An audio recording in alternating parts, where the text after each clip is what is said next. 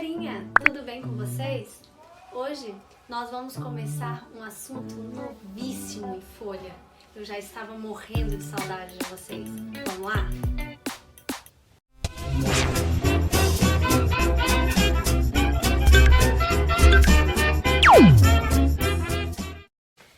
Então, pessoal, o assunto de hoje é bem legal. Vamos falar de corpo humano.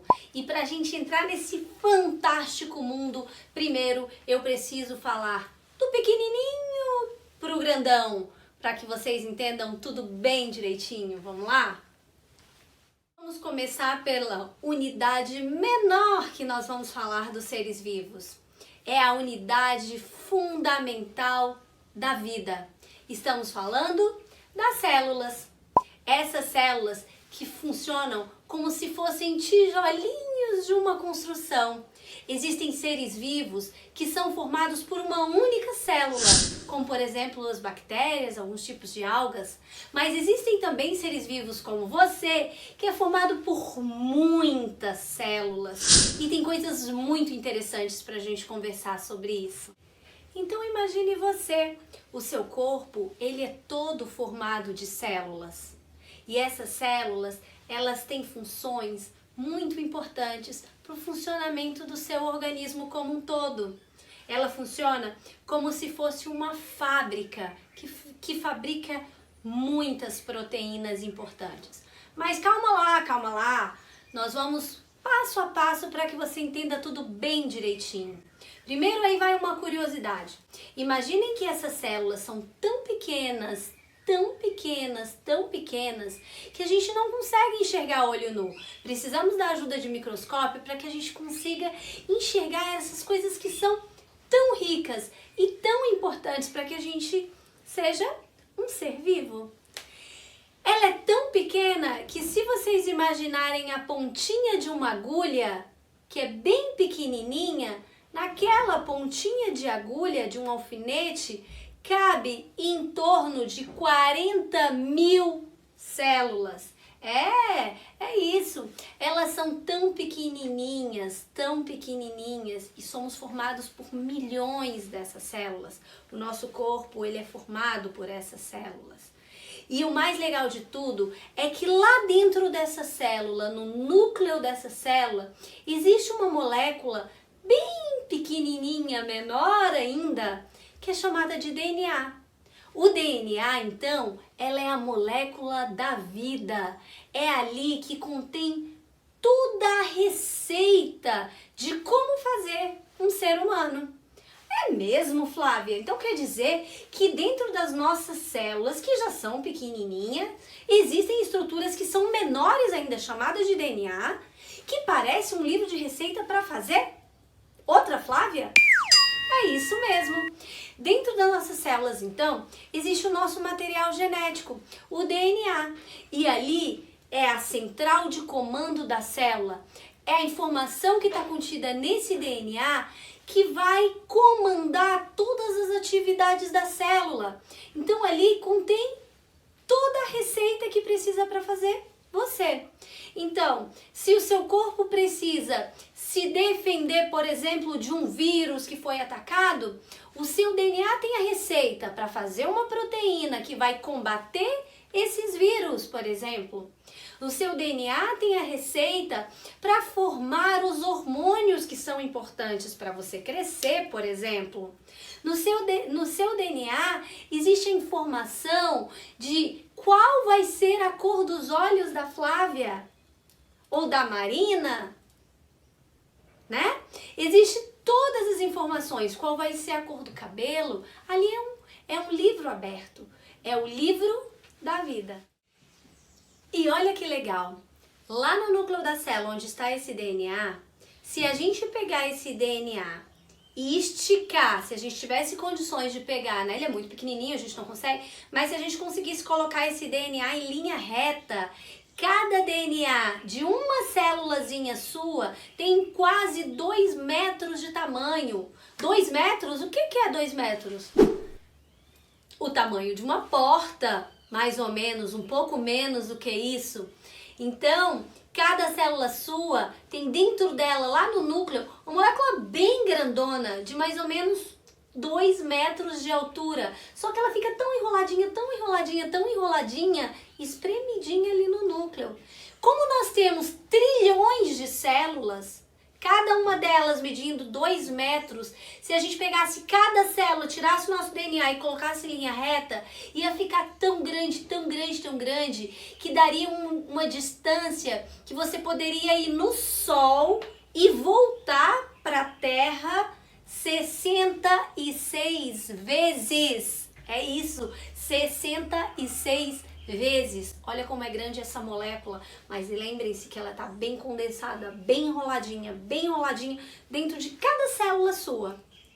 E agora que vocês já entendem um pouquinho de células, vocês precisam saber que as células, elas podem ser diferentes em tamanhos, diferentes em funções, e nós somos tão complexos, é natural que a gente tenha células tão diferentes. Primeiro tipo de célula que eu vou conversar com vocês são as células musculares. Essas são células especiais que têm um formato bem alongado, como vocês podem ver aqui ao lado. Isso é uma característica de células musculares, elas terem esse formato alongado. Elas têm a capacidade de contrair e relaxar. É como se essas células ficassem pequenininhas e aumentassem, pequenininha e aumentasse. E essas células, então, elas é que permitem os nossos movimentos. Então, se eu consigo movimentar os meus braços, é que as células dos meus músculos do braço estão contraindo e relaxando e possibilitando esse movimento. Se o meu coração bate, tum tum, tum tum, tum tum, ele bate porque existem células, o coração é feito também de músculo, e aí as células musculares do coração fica pequenininha e aumenta, pequenininha e aumenta. Elas têm essa capacidade contrátil. E aí, então, faz essa coisa que é tão maravilhosa, possibilitar os nossos movimentos. E até os movimentos internos dentro do nosso corpo. Por dentro, nós também nos movimentamos, o coração bate e os órgãos, eles têm essa capacidade de contrair e relaxar também. Então, essas são as primeiras células que a gente vai conversar, que são essas células musculares.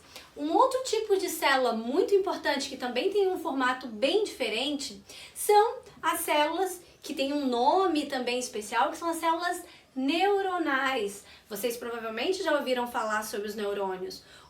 Os neurônios também são células especiais, estão presentes no nosso cérebro, são células que têm a capacidade elas possuem vários prolongamentos, vocês podem observar aí na imagem, né? Esses prolongamentos que vocês estão vendo, que parecem uns espinhos, isso aí é porque essa célula ela tem a capacidade de captar sinais diferentes, informações diferentes. Ela possui uma outra estrutura que vocês estão vendo, que se chama axônio. A informação que ela capta passa por esse axônio e manda para uma outra célula parecida com ela por meio de contato.